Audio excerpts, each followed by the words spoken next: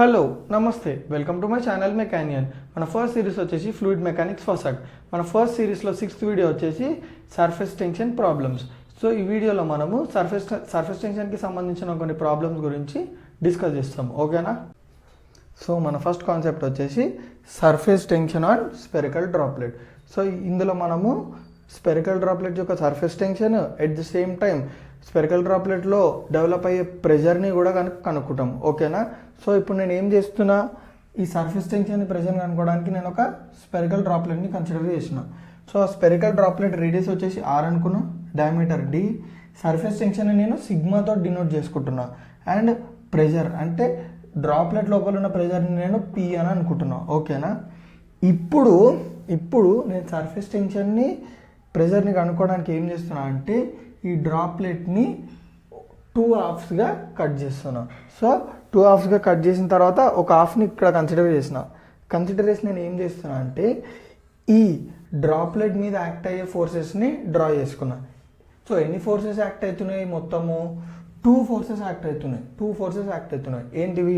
ఒకటి first surface tension వల్ల develop అయిన ఫోర్సెస్, నెక్స్ట్ ప్రెషర్ అంటే స్పెరికల్ డ్రాప్లెట్ లోపల ఉన్న ప్రెషర్ వల్ల డెవలప్ అయిన ఫోర్సెస్. సో 2 ఫోర్సెస్ యాక్ట్ అవుతున్నాయి. సో ఇప్పుడు మనము 2 ఫోర్సెస్ని కనుక్కుందాం. సో ఫస్ట్ ఫోర్స్ వచ్చేసి ఏంది? సర్ఫేస్ టెన్షన్ వల్ల ప్రొడ్యూస్ అయ్యే ఫోర్స్. సో సర్ఫేస్ టెన్షన్ వల్ల ప్రొడ్యూస్ అయ్యే ఫోర్స్కి ఎట్లా కనుక్కుంటాం మనము? ఫార్ములా ఏంది? సర్ఫేస్ టెన్షన్ ఫార్ములా ఏంది? Surface tension is equals to force acting per unit length of surface area. So F is equals to sigma into circumference. ఇక్కడ circumference ఎందుకు వచ్చింది? Length ఉంది కదా అంటే మన స్పియర్ సర్ఫేస్ ఏరియా ఎంత ఉంది? దాని సర్ఫేస్ ఏరియా ఏది? ఇది. సో దాని సర్ఫేస్ ఏరియా అంటే ఏంది? సర్కంఫరెన్స్. అందుకే మనం సర్కంఫరెన్స్ తీసుకున్నాం. సో డిపెండింగ్ అపాన్ ద షేప్ని బట్టి ఈ సర్ఫేస్ ఏరియా అనేది చేంజ్ అవుతుంటుంది, ఓకేనా?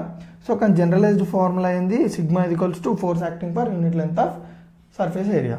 So sigma into circumference is equals to force. Sigma into circumference formula ఏంది? Pi D. Therefore sigma into pi D is equals to F. ఒక ఫోర్స్ని అనుకున్నాం. So ఇంకో force ఏంది? ప్రెషర్ వల్ల డెవలప్ అయిన ఫోర్స్.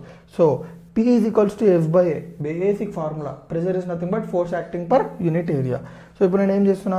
ఫోర్స్ని ఇక్కడ ఉంచుకొని ఏరియాని అక్కడికి పంపిస్తున్నా. Force is equals to pressure into area. ఇక్కడ ఒక ఇంపార్టెంట్ పాయింట్ ఏంటంటే ఏరియా వాల్యూ ఎప్పుడు π/4d² ఉంటుంది ఏ సెక్షన్కైనా సరే. ఇది మెకానికల్ ఒక బేసిక్, ఓకేనా? ఇప్పుడు నేను ఏరియా ఏం తీసుకుంటున్నా? π/4d². దేర్ఫోర్ ఫోర్స్ ఎంత? F is equals to P into π/4 into d². ఇప్పుడు నేను ఒక కండిషన్ని కన్సిడర్ చేస్తున్నా. ఆ కండిషన్ ఏంటంటే ఈ డ్రాప్లెట్ ఈక్విలిబ్రియంలో ఉందనుకుంటున్నా. ఈక్విలిబ్రియం అంటే ఏంది? బాడీ అనేది స్టేబుల్గా ఉందని అనుకుంటున్నా. సో బాడీ అనేది స్టేబుల్గా ఎట్లుంటుంది? సపోజ్ ఇది బాడీ అనుకో, ఇక్కడ ఒక ఫోర్స్ అప్లై చేస్తున్నా, మీద కింద నుంచి ఒక ఫోర్స్ అప్లై చేస్తున్నా. ఎప్పుడైతే ఈ 2 ఈక్వల్ ఉంటాయో ప్లస్ ఆపోజిట్ రియాక్ట్ అయితే అప్పుడు ఈ బాడీ అనేది స్టేబుల్గా ఉంటుంది. సో బాడీ ఎప్పుడైతే స్టేబుల్గా ఉంటుందో దాన్ని మనం ఈక్విలిబ్రియంలో ఉందని అనుకుంటాం.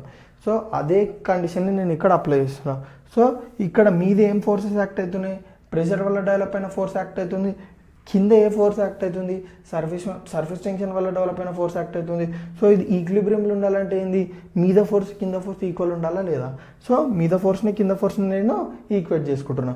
సో మీద ఫోర్స్ వచ్చేసి ఏంది? P into π/4 into d². కింద ఫోర్స్ వచ్చేసి ఏంది? Sigma into πd. So cancel చేసి రీఅరేంజ్ చేస్తే మనకేమొచ్చింది? Sigma is equals to PD/4. మళ్ళీ దీన్ని రీఅరేంజ్ చేస్తే మనకు ప్రెషర్ ఈజ్ ఈక్వల్స్ టు 4 సిగ్మా/d. సో మనము సర్ఫేస్ టెన్షన్ కనుక్కున్నాము, ఈ డ్రాప్లెట్కి at the same time pressure కూడా కనుక్కున్నాము. సో ప్రెషర్ దేని మీద డిపెండ్ అవుతుంది? మేజర్లీ డయామీటర్ మీద డిపెండ్ అవుతుంది, ఓకే? ఎప్పుడైతే డయామీటర్ తగ్గుతుందో ప్రెషర్ పెరుగుతుంది, ఓకేనా? మన నెక్స్ట్ కాన్సెప్ట్ వచ్చేసి surface tension on spherical bubble. So దీనికి డిఫరెన్స్ ఏంటంటే అది స్పెరికల్ డ్రాప్లెట్, ఇది స్పెరికల్ బబుల్. సో ఫస్ట్ మనము దీనికి ముందు చూడే ముందు మనం ఏంటంటే స్పెరికల్ బబుల్కి స్పెరికల్ డ్రాప్లెట్కి డిఫరెన్స్ చూద్దాం. సో స్పెరికల్ డ్రాప్లెట్ అంటే ఇట్లుంటుంది. సో దీని సర్ఫేస్ ఏరియా ఎంత? ఇది దీని surface area, total surface area ఇది.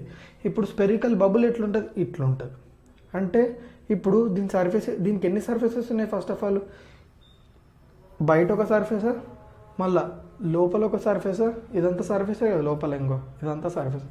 సో బేసికల్గా స్పెరికల్ బబుల్కి 2 సర్ఫేసెస్ ఉంటాయి. స్పెరికల్ డ్రాప్లెట్కి ఓన్లీ 1 సర్ఫేస్ ఉంటుంది, ఓకేనా? సో మనం స్టార్ట్ చేద్దాం ఇప్పుడు. స్పెరికల్ డ్రాప్లెట్కి స్పెరికల్ బబుల్కి సేమ్ ప్రొసీజర్ ఫాలో అవుతాం మనం, అంత సేమ్. కానీ డిఫరెన్స్ ఎక్కడ వస్తుంది తెలుసా? ఇక్కడ మనము సిగ్మా ఇంటూ సర్కంఫరెన్సే వేసుకుంటాం స్పెరికల్ డ్రాప్లెట్కి, కానీ ఇక్కడ మనము సిగ్మా ఇంటూ 2 ఇంటూ సర్కంఫరెన్స్ వేసుకున్నాము. ఎందుకు అంటే నేను ఇందాకనే చెప్పిన, స్పెరికల్ బబుల్కి 2 సర్ఫేసెస్ ఉంటాయి. సో 2 సర్ఫేసెస్ ఉంటే సర్ఫేస్ మీద యాక్ట్ అయ్యేది ఏం యాక్ట్ అయితే సర్ఫేస్ టెన్షన్, అంటే సర్ఫేస్ టెన్షన్ వల్ల ప్రొడ్యూస్ అయ్యే ఫోర్సెస్ ఉంటాయి కదా, ఆ ఫోర్సెస్ అనేవి 2 సర్ఫేసెస్ మీద యాక్ట్ అవుతాయి. ఎందుకంటే ఎక్కడ సర్ఫేస్ ఉంటే అక్కడ సర్ఫేస్ టెన్షన్ ఉంటుంది. సో 2 సర్ఫేసెస్ ఉన్నాయి కాబట్టి 2 సర్ఫేసెస్ మీద సర్ఫేస్ టెన్షన్ వల్ల ప్రొడ్యూస్ అయ్యే ఫోర్సెస్ అనేవి యాక్ట్ అవుతాయి. సో అందుకే నేను ఫోర్సెస్ అనేవి 2 సర్ఫేసెస్ మీద యాక్ట్ అవుతాయి కాబట్టి 2 అని పెట్టిన. సో మిగతాదంతా సేమ్. సో సేమ్ అదే condition, inside force is equal to out side force. ఇక్కడ ఏంటంటే మనం ఇంటూ 2, జస్ట్ ఈ ఫార్ములాలో కొంచెం డిఫరెన్స్ ఇంటూ 2. సో అంత క్యాన్సిల్ చేస్తే మనకేమొచ్చింది, సిగ్మా ఇది ఈక్వల్స్ టు PD/8, P ఇది ఈక్వల్స్ టు 8 సిగ్మా/d. రిలేషన్ కూడా సేమే, డయామీటర్ తక్కువ ఉంటే ప్రెషర్ ఎక్కువ ఉంటుంది. ఓకేనా, అర్థమైందా? చాలా సింపుల్ డిఫరెన్స్ దేనికి, స్పెరికల్ బబుల్కి స్పెరికల్ డ్రాప్లెట్కి. ఓకేనా? సో నా కాంటెంట్ ఏమైనా మీకు కొంచెమైనా హెల్ప్ అవుతుందంటే తెలుసు కదా ఏం చేయాలో. Thank you.